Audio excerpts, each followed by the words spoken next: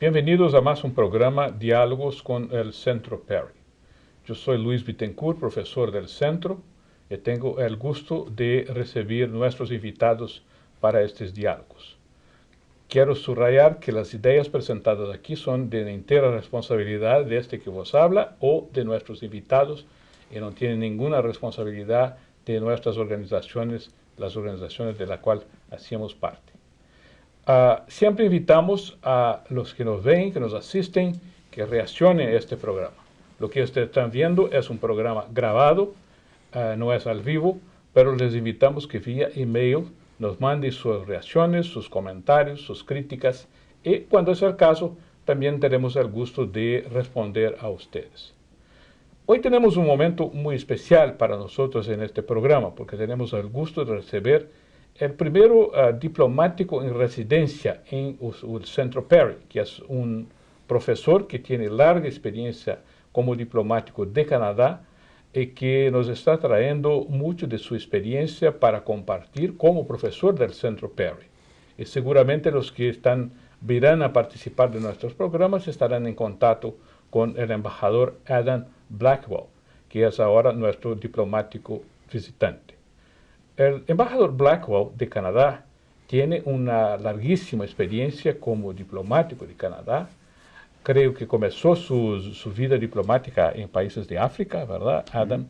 Y después después de varias posiciones en la diplomacia canadiense, tuvo una larga participación en diferentes posiciones de la Organización de los Estados Americanos.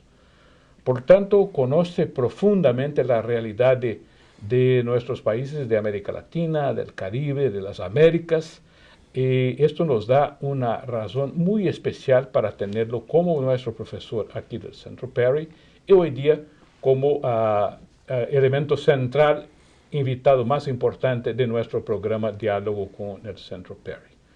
Y más recientemente, este año pasado, el embajador Blackwell publicó un libro que tiene un título muy interesante sobre el fin de la guerra de las drogas. ¿Cómo es realmente el título final del libro?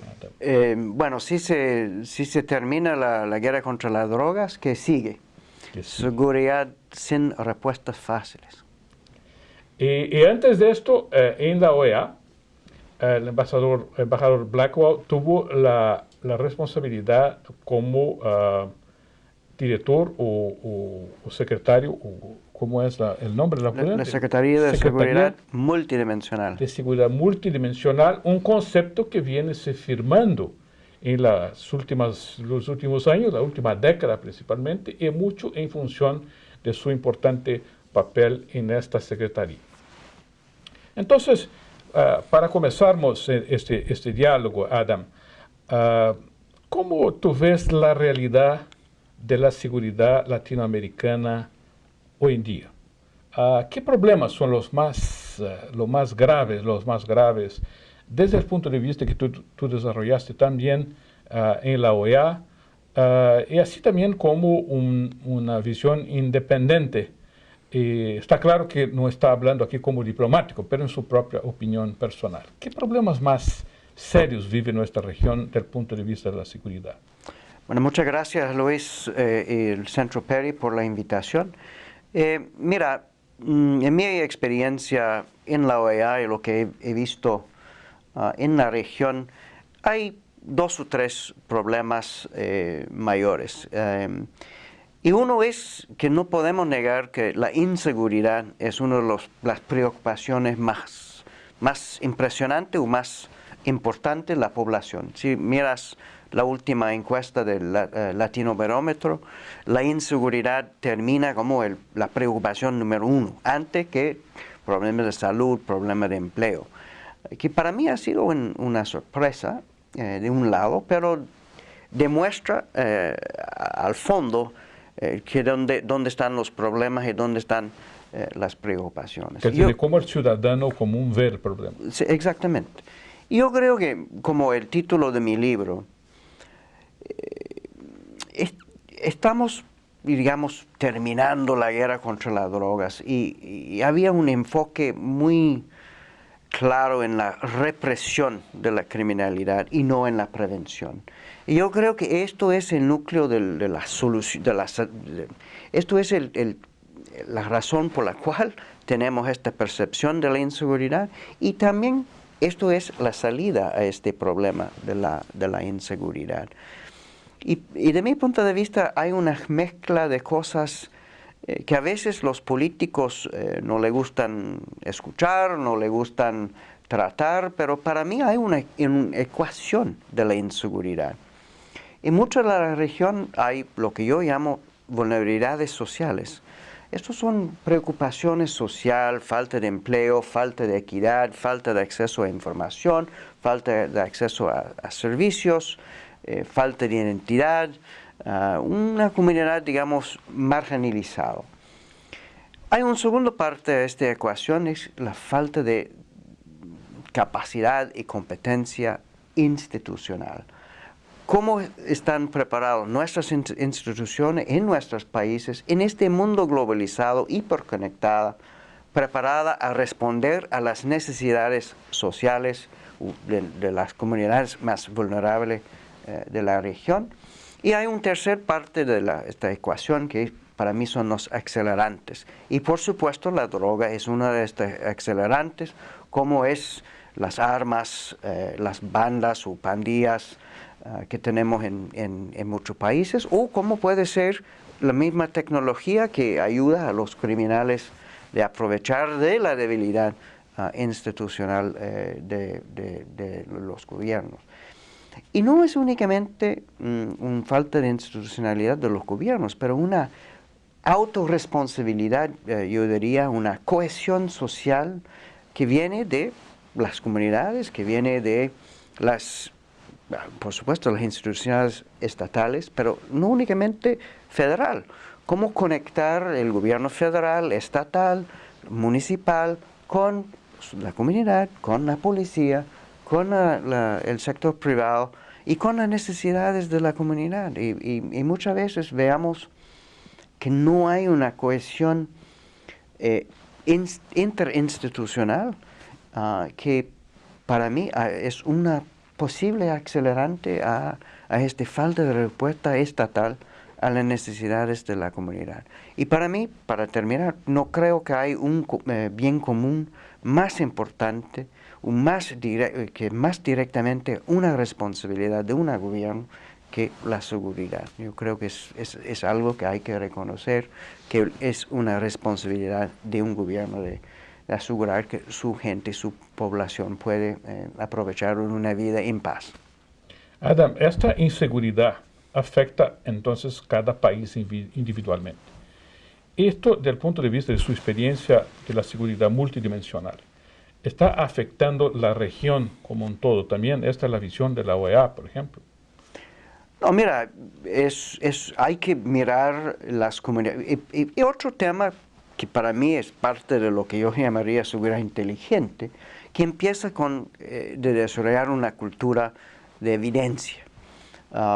Los problemas son muy diferenciados. No podemos comparar Toronto con Tegucigalpa, como no podemos comparar Río de Janeiro con Medellín. Hay problemas distintos, hay acciones y actividades distintas que necesitan una respuesta adaptada. Y creo que también es otro error de asumir que lo que funciona en uno puede mitigar o funcionar en otro. Como la guerra contra la droga, quizás esto es posible en Estados Unidos porque las instituciones tienen sus vínculos y pueden juntarse en una fuerza, digamos, más integral, pero esto no ocurre digamos, en Honduras, que tiene una policía muy debilitada.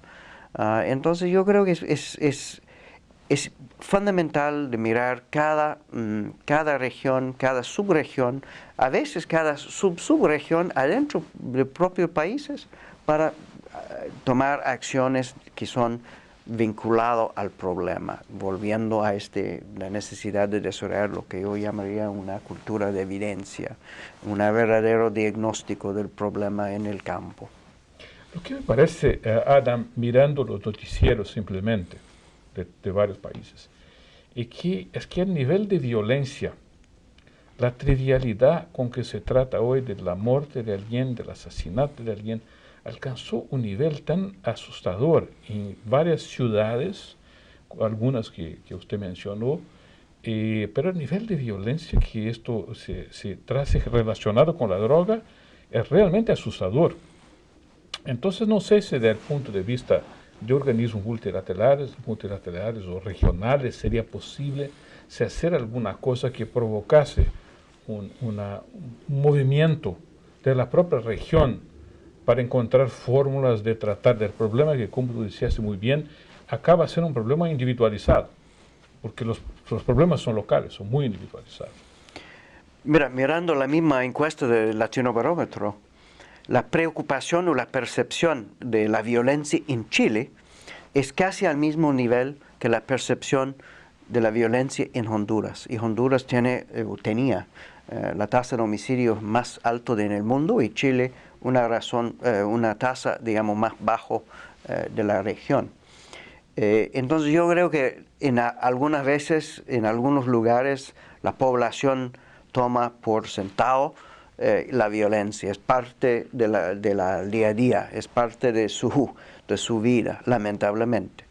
He tratado en algunos países, El Salvador, Honduras, en México, de negociar con los medios lo que yo diría un pacto de decencia, un pacto de valores. En un lado de la OEA tiene la preocupación de asegurar la libertad de expresión, y no estamos tratando de limitar la expresión de nadie, pero es necesario mostrar todos los cadáveres todas las mañanas en todos los primeros planos de los periódicos. Yo creo que no. Es necesario mostrar y popularizar la violencia y los actores. Yo creo que no. No podemos desarrollar héroes de estos grupos. Y yo creo que parte del problema. Pero el otro tema que es real, es muy preocupante, es el respeto de la democracia en la región, que está bajando.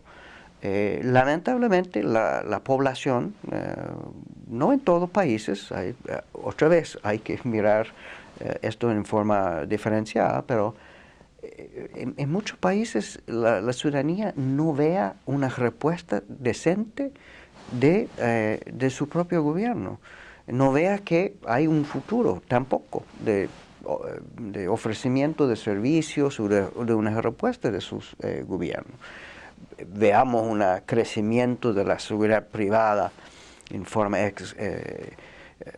explosiva, veamos en barrios que se ponen muros aún más grandes, y que la ciudadanía toma sus propias precauciones para protegerse, y que para mí esto es otro acelerante al problema de la inseguridad y la violencia. Cada quien tiene su arma de fuego, 3, 4, 5, y cada quien tiene su guardián de seguridad, que a veces no tiene ninguna experiencia, ni capacitación, ni regulación.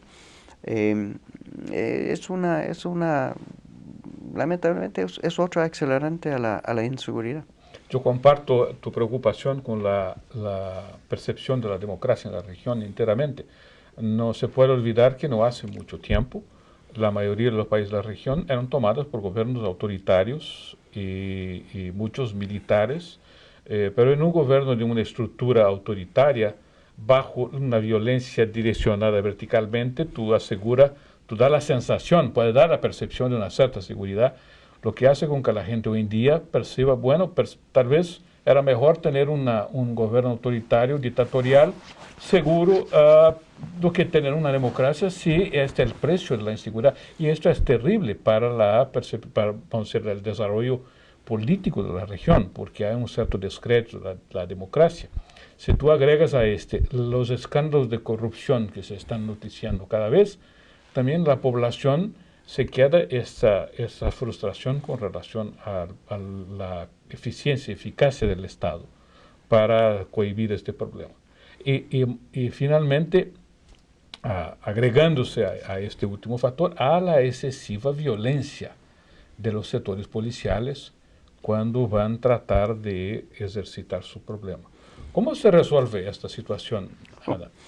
Bueno, para mí hay tres partes de la democracia. Esto no es mi fórmula a mí, yo creo que algo de Marshall, pero obtención de poder, elecciones, y yo creo que en la mayoría de los países podemos decir que las elecciones han sido mejorado, la institucionalidad para asegurar que hay una competición, sea más o menos en un rumbo correcto. El segundo parte es el uso del poder y yo creo que muchos lo llaman esto la gobernabilidad, la creación de instituciones inclusive y instituciones modernas, que profesionalizado, etcétera, etcétera. Y yo creo que eso es un área muy débil.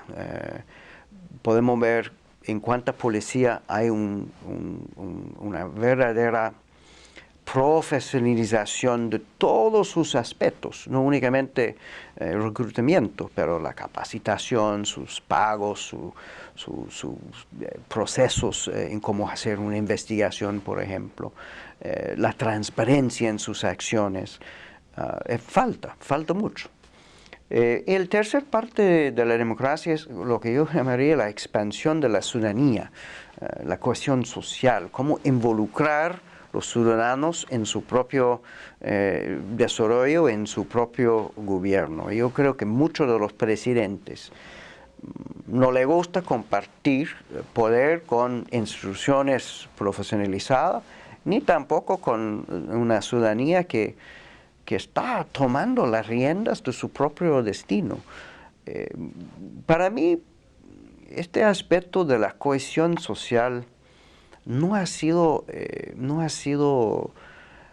experimentado, no ha sido documentado suficientemente. Es un tema que nos gusta decir, es un lema que nos gusta poner en pancartas, en la publicidad. Pero ¿qué es cohesión social? ¿Cómo crear un orgullo de una ciudadanía en su propio barrio? Y es muchas cosas. Una carta de identidad, por ejemplo, lo que hemos visto en Haití, es que la gente tenía una enorme satisfacción de tener su carta de identidad, algo que tomamos por sentado en muchos países, pero en otros no. Una escuela decente con aulas bien preparadas, lugares decentes a jugar, salas de comunidad en la cual la comunidad puede juntarse, lugares para jugar en la noche para jóvenes con luz. Muchas cosas que hemos visto en Río, por ejemplo, trabajando con Habitat por la Humanidad y Viva Río, una ONG en Río, o en Monterrey, México, en Ciudad Juárez, México, en Medellín, Colombia. Hay experiencias muy positivas en cómo crear y documentar lo que yo estoy hablando, estoy llamando cohesión social. Y algunos alcaldes, yo creo, han identificado esto como un punto muy importante, y yo lo creo. El derecho de propiedad, por ejemplo, es uno de estos. Hay pruebas por muchos lados que si alguien tiene el derecho de uso de su casa, es la suya. Van a cuidar su casa, van a cuidar su barrio en una forma mucho mayor que si no tiene ningún vínculo con su casita, hasta que sí es una casita, digamos, del barrio, no algo muy sofisticado. Es un tema muy complejo, hay muchas partes, no hay respuesta sencilla, pero yo creo que tenemos que empezar a identificar cuáles son los componentes, cuáles son el mapeo transformativa de crear comunidades, digamos, más sano. Quiere decir, el problema de seguridad con que tú iniciaste tu argumento, en verdad, tú has hecho el caso de que es compuesto de muchas variables. Esta es la noción de seguridad multidimensional con que tú trabajaste tanto en la OEA? Mira, yo creo que una frustración que yo tenía en juntarme con gabinetes de seguridad, como muchos presidentes los llaman, o de ver cómo opera el sistema de seguridad en muchos países, es que no ha sido identificado, no ha sido definido. Entonces, una cosa que tratemos de hacer en mi tiempo en la OEA es crear, digamos, una evaluación, una metodología para evaluar un sistema de seguridad. Y una gran parte de esto es identificar cuáles son y quiénes son los partes. Para mí, un ministro, un ministerio de educación es un parte primordial de un sistema, un gabinete de seguridad. Es tan importante o aún más importante que la policía, los militares, la justicia, etc. Desarrollo social, una relación con los alcaldes, una relación con el sector privado, una relación con la sociedad civil. Estos son parte de un sistema de seguridad de cualquier país. Y yo creo que es parte de la definición de seguridad multidimensional. Es mirar las variables y entender, basado en evidencia, dónde están los problemas y dónde están las posibles soluciones. Yo estoy convencido que no es siempre una cuestión de plata, de más recursos, más policías, más cámaras, más armas, más y más y más. Yo creo que es una cuestión de utilizar nuestra cabeza y entender cuáles son las soluciones, inversiones inteligentes que puede resolver el problema de una forma menos reactiva y una forma mucho más preventiva. Y a veces estas inversiones es muy difícil a convencer a un político porque no lo veo. Educación primaria o educación infantil, vas a ver los resultados en 15, 20 años. Muy difícil a convencer un político que quiere ganar una elección en 2 o 3 años de hacer esta inversión. Lo que vea mucho en la campaña es, voy a poner más policías, voy a crear más leyes de mano dura, super mano dura. Y francamente esto no funciona. Hemos visto esto. Yo creo que Colombia es un excelente ejemplo con su plan de paz y la profesionalización de la policía y las instituciones. Si hay corrupción, no hay duda que hay corrupción, pero las instituciones funcionan. Yo diría lo mismo de Brasil. También hay un parte negativo de una epidemia de corrupción. Existe, demuestra mal a la ciudadanía, pero el otro lado de la medalla es que las instituciones funcionan. Estamos llevando a justicia a los que están involucrados, ni importa su nivel. Y yo creo que es algo muy positivo por la región, por los países que están tomando en serio este problema de la multidimensionalidad de la seguridad. Sí, Adam, en este componente, o sea, en este compuesto de motivaciones, causas y acciones del Estado, una parte importante está en los procesos electorales. Tú has trabajado como observador electoral en diferentes países. Yo también antes una experiencia en Timor-Leste, una experiencia en Tayikistán, y percibí que un punto central importante en la variable política del problema está en que las personas tienen que creer en el proceso. Y una cosa de nuestra región es que hay una cierta descreencia. No sé si tu experiencia como observador también electoral, tú has visto una evolución, una mejora en los procesos. ¿Cómo estamos en la región por la área política? Bueno, yo creo que un gran trabajo que la OEA ha hecho es de certificar los procesos electorales. Por ejemplo, nuestra dirección de observación se llama DECO, nuestro Departamento de Observación Electoral, ya tiene la capacidad de certificar por ISO los procesos electorales. Y todo esto es para dar credibilidad y legitimidad a una elección.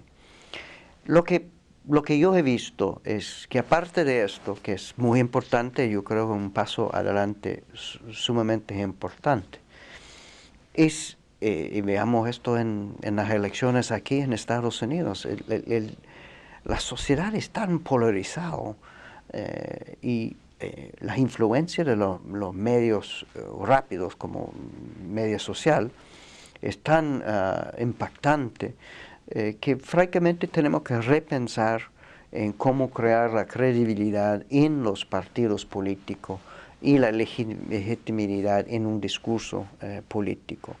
Es muy difícil, como estábamos hablando antes, yo tenía 2 o 3 entrevistas un poco caliente con CNN, y parte de esto es por las aserciones de hecho que muchos están haciendo. Están tomando un grano de información y creando un hecho. Todas las drogas de la región están consumidas en Estados Unidos, por ejemplo. Esto en 90% de los países es un hecho, a pesar que es completamente falso y parte del problema. Y muchos presidentes, muchos policías, muchos ministros de seguridad están tratando de, digamos, utilizar esto como una excusa para no resolver los problemas en sus propias jurisdicciones. Yo no sé cómo cambiar esto, pero lo que estamos perdiendo ahora es, sobre todo en el tema de seguridad, es una narrativa, una discusión serio y real en lo que afecta a las comunidades, las vulnerabilidades, la falta de institucionalidad y los acelerantes, y cómo crear una respuesta integral, multidimensional, a mitigar estos efectos. Y yo digo siempre, sí hay para mí hay una conclusión de 4 elementos. Uno de estos es liderazgo. Necesitamos nuevo liderazgo de políticos que están listos a nuevos héroes, políticos, policías, ministros, legisladores que están listos a escuchar y crear una nueva narrativa de cómo resolver los problemas en una forma, digamos, más integral. Reforzando las comunicaciones con las comunidades, escuchando, tratando de crear equipos, construyendo instituciones profesionalmente con una meritocracia, etc. El segundo parte para mí es basado en evidencia. Hay que tomar decisiones bien informado y basado en evidencia. Y el tercer parte es la cohesión social. No podemos olvidar lo que está ocurriendo en las comunidades y las razones por las cuales los gobiernos, los alcaldes, la gente tiene esta preocupación de una falta de legitimidad y credibilidad en estos actores. El cuarto es de buscar soluciones integral, multidimensional. No hay solución rápido, no hay más policía, no hay menos drogas, no hay una cosa que va a resolver los problemas de la inseguridad. Y yo me daría la licencia de añadir a tu lista de puntos importantes un aspecto quizás más difícil, pero encontrar una fórmula de hacer con que la gente valorice la democracia como un bien, que es una cosa que aquí en los Estados Unidos quizás se ve mejor, se ve por varias razones, se ve una participación de pequeños grupos mucho más importante. Y yo tengo la sensación que en muchos de los países de nuestra región esto no es aún percibido como un valor. O sea, tenemos la democracia. Hay que saber un poco mejor cómo funciona la democracia y hay que participar más de forma y sentirse parte del proceso, que me parece que no es mucho lo que tenemos en la región. Es por eso que yo trato siempre de enfocarme en estos tres puntos o tres elementos de la democracia, este última que es la expansión de la ciudadanía y también en la cuestión social. Parte de lo que no entendemos muy bien en la región es que la ciudadanía sí viene con derechos, pero también con responsabilidades. ¿Cuánta gente paga sus impuestos? ¿Cuánta gente está listo a jugar el juego en una forma de una sociedad, digamos, común, creando este bien común? Yo no sé, pero en países en la cual hay una evasión tributaria de 90%, es imposible exigir al gobierno una educación decente. Entonces hay que hacer estas conversaciones, digamos, en una forma adulto y responsable. Y por veces hay, creo que la responsabilidad de quizás organizaciones multilaterales, de mostrar algunas cosas que no son normalmente percibidas por la población. Yo me recordaba cuando tú hablabas de las experiencias electorales, que una ocasión en Tayikistán, en el alto de una montaña helada, yo estaba observando el comportamiento de una elección para referendar al presidente. Esto hace más de 15 años. El presidente es aún el mismo. Y lo que más me sorprendió fue que en una de estos locales de la elección, un señor estaba haciendo el voto por 10 personas de su familia. Y cuando yo hablé con él, ellos no achaba esto que no era bien para la democracia, porque al final sería un voto a una persona. Él se sorprendió tremendamente con mi llamada de atención para este hecho, diciendo, pero no, mi familia vive aquí, yo siempre he hecho esto en el sistema soviético. Yo siempre voté por los 10 miembros de mi familia. ¿Por qué tú estás me creando este problema? Yo sé cómo ellos van a votar. O sea, él no sabía, no tenía cómo percibir que hay un mundo diferente de este. Él simplemente estaba funcionando como siempre funcionó. Esto me parece que por veces es algo que deberíamos tener un rol más importante de ilustrar más sobre el papel de la democracia, lo que la democracia es capaz, los problemas de la democracia, para crear la ciudadanía que tú mencionaste, que es realmente un factor quizás más importante. Mira, hay un ONG canadiense que se llama Civics. Y yo estaba hablando con ellos en mi tiempos en la OEA. Y este grupo Civics trabaja con jóvenes que no tienen la edad para participar formalmente en una elección. Pero ellos tratan de informar a los jóvenes, hacer votos en las escuelas y crear entre los jóvenes un cierto entendimiento de su responsabilidad en una democracia. Y yo pensé que esto es una idea genial para expandir la ciudadanía, para crear más cohesión social. Y ojalá podamos trabajar con ellos en el futuro, paulatinamente en países como México y otros, que tienen una demografía muy joven.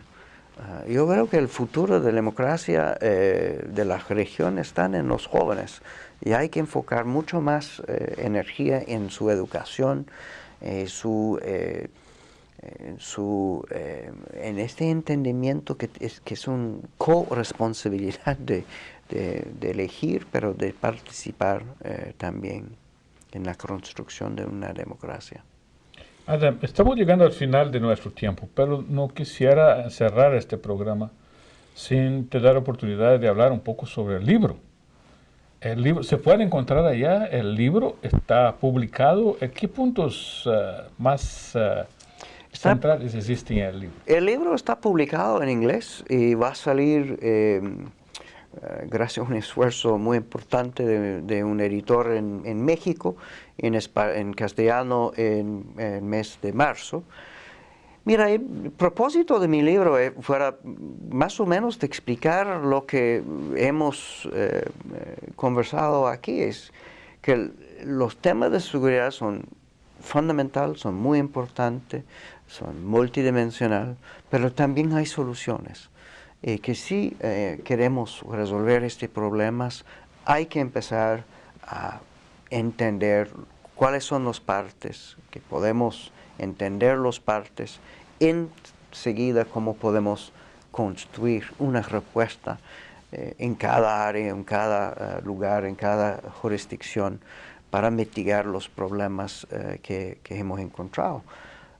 Y esto es sencillamente el propósito, el tesis del libro, es cómo hacer estas evaluaciones para tener información, para podemos tomar decisiones informadas, cómo podemos entender las vulnerabilidades, problemas institucionales, cuáles son los accelerantes, un poco de la discusión democrática de las tres partes, la expansión de la ciudadanía y francamente cómo crear este entendimiento de lo que queremos decir por cohesión social, que sea real, que las ciudadanías entiendan que sean parte, que esto no es únicamente una publicidad durante una campaña de uno u otro. Es como un diplomático altamente distinguido, pero diplomático que tiene sus deberes y obligaciones. Tú tienes la libertad de hacer las críticas que el tema merece. Yo creo que sí. Mira, siempre traté en mi tiempo en la OEA de no criticar países o no comparar países. Esto no sirve a nada. Esto no es un partido de fútbol en la cual hay ganadores y perdedores. Esto es algo en la cual perdemos todos si no hay una respuesta. Porque el otro tema es que nuestras fronteras no son blindadas como en el pasado. Nuestras fronteras son... vivimos en un mundo globalizado. Si hay un problema en el norte de Brasil, vas a tener un problema en el sur de Venezuela y viceversa. Si tenemos un problema en Canadá, vas a tener un problema en Estados Unidos y viceversa. Entonces no podemos comparar, esto, como se dice en inglés, el blame game. Esto no es parte de mi libro y yo no creo que sea parte de la solución. Siempre he tratado de decir, mira, necesitamos crear esta cultura de evidencia, cuáles son los problemas para poder ver de veras mirar las soluciones, y nadie me ha frenado. Hemos participado en procesos muy complicados como la tregua de la pandilla en El Salvador, en la cual todavía creo, a pesar del riesgo moral, a pesar de la crítica, que es mucho mejor discutir con ellos y buscar una forma de bajar la violencia, que sea una forma represiva, que hoy día El Salvador tiene la tasa de homicidios más alta en el mundo. Hemos publicado el informe sobre las drogas de 2012 que nos insistió los presidentes en la cumbre de Cartagena que había que encontrar una nueva forma. Y había mucha crítica al tiempo, pero yo creo que este informe sirvió a lanzar un diálogo, un narrativo distinto, diferente, ojalá mucho más positivo. Entonces yo creo que he tenido la riqueza de trabajar con un equipo de funcionarios de casi todos los países de la región. He tenido la oportunidad de visitar a todos los países de la región y también de trabajar con un secretario general que me daba todo su apoyo posible, José Miguel Insulza, y enseguida a Luis Almagro. Entonces yo no creo que he tenido una restricción cualquiera en mis actividades y mis pronunciamientos. Bien, para que sepas, yo tengo un particular orgullo de tenerte como compañero aquí en nuestro centro. Muchas gracias, Luis. A ustedes que acompañaron nuestro diálogo con el Centro Perry hoy, le agradecemos la atención. Les invitamos de nuevo a nos desafiar con sus preguntas, críticas, reacciones y siempre nos acompañen para el próximo programa. Muchas gracias por su atención.